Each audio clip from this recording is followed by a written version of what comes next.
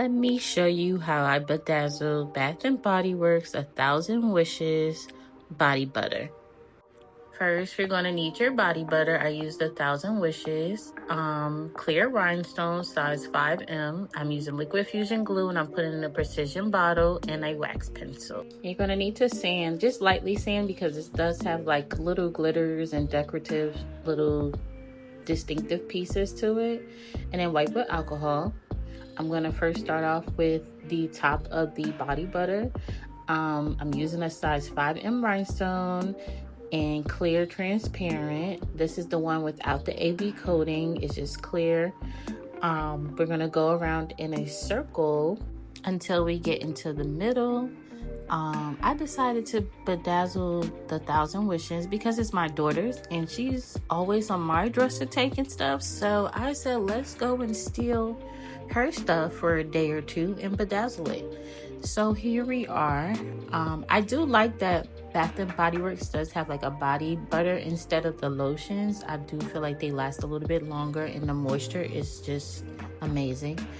Yeah, so I said, why not? Let's make it sparkle. Let's put a little rhinestones on there and see how she feels about it. She was so shocked. She couldn't believe it. And it was so funny because I remember her looking for it and I was just like trying to hide it on my desk so she doesn't see it.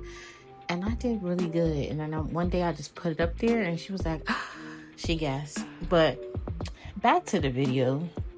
What's your favorite Bath & Body Works lotion, spray? I'm a strawberry pound cake girl, but I don't know, I kind of grew out of it. Like I moved on to other things, but that's besides the point. But yeah, we're going to continue to just go around and around until we meet in the middle.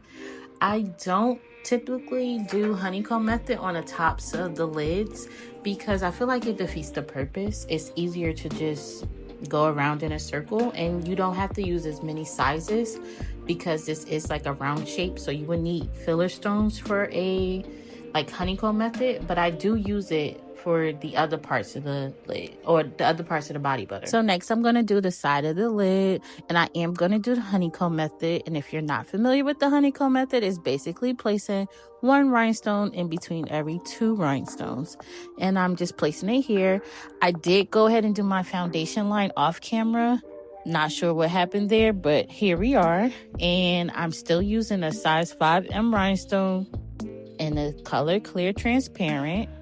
So that didn't take too long, maybe like 10 minutes, if that. And I'm going to go ahead and use the same method I'm using for the side of the lid, which is the honeycomb method. This time I'm showing you my foundation line. Now this foundation line is so important because it sets the tone for the rest of the project. It has to be as straight as possible, especially when you're using the honeycomb method, because you want to place one rhinestone in between every 2 rhinestones, and you want it to be as straight as possible so you can see that honeycomb as you complete your project. Now I don't know if you can see, well, you can see it for the side of the lid. That's what the honeycomb method looks like. It looks so neat, so uniform, and so seamless. So I'm going to go ahead and continue to do the honeycomb method using my clear rhinestones. I did think about doing colored rhinestones, but I couldn't decide like what color this was. Like was it light pink or was it light purple? So I thought maybe it was just best to do clear because I have the slightest clue like which rhinestone would fit best. And sometimes you'll come across these challenges when you are bedazzling, like you just don't know which color is the best color. And I think clear is like a game changer. It's like a hack.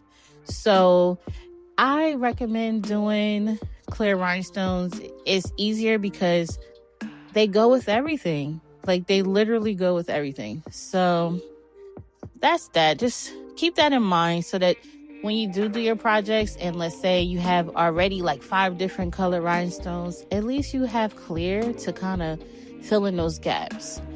But as I continue to do my honeycomb method, I'm like, everything's looking good. I was a little skeptical because I was sanding and I noticed like maybe I sanded a little too hard, but I think it came out pretty good for the most part. I don't know if you can tell, but If you can tell, let me know in the comments. I feel like I did okay with the sanding, and I feel like the color is still there, and you can kind of make out what it says as well.